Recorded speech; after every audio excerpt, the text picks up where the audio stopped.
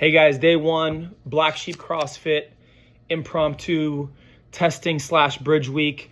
Workout today is kind of a two-purpose type test, depending on how strong our legs are, how strong specifically our front squat is. We've got some moderate to moderately challenging front squats, again, depending on what your one rep max is.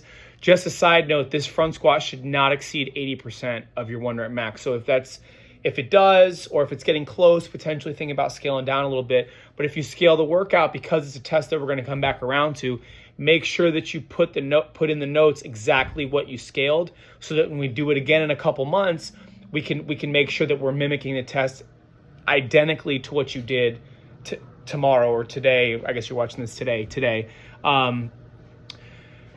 If this is a heavy front squat, it's going to serve as an absolute strength test, or an absolute strength endurance test, I should say. And we will be doing another absolute strength endurance test later in the week that's going to be a little bit more customized based on your percentages relative to the movement that we're going to be testing. If this is not a heavy front squat, this is going to be a little bit more of what we're going to call an aerobic glycolytic test. And that phrase, aerobic glycolytic, is something that we're going to try to play around with.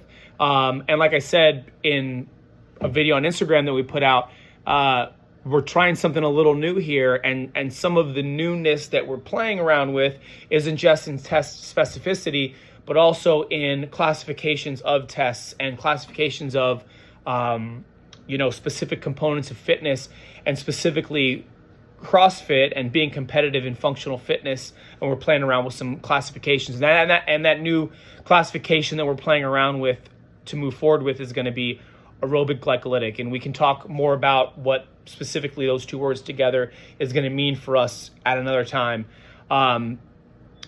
If these are heavy front squats, challenge yourself, try to go unbroken, even if that means the other things kind of lack a little bit. It's always a good challenge to go unbroken when sometimes you don't want to, when you don't want to.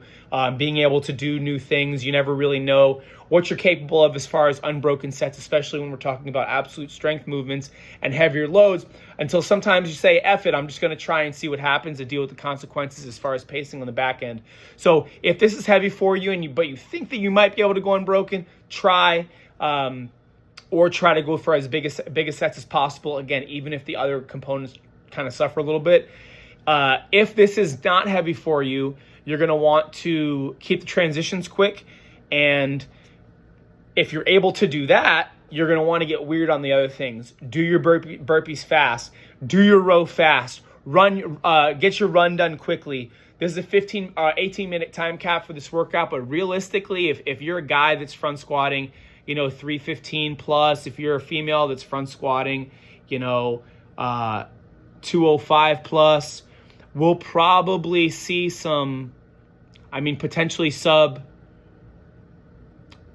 9 minutes on this. And obviously for that type of person, this is going to be, like I said, that aerobic glycolytic test component.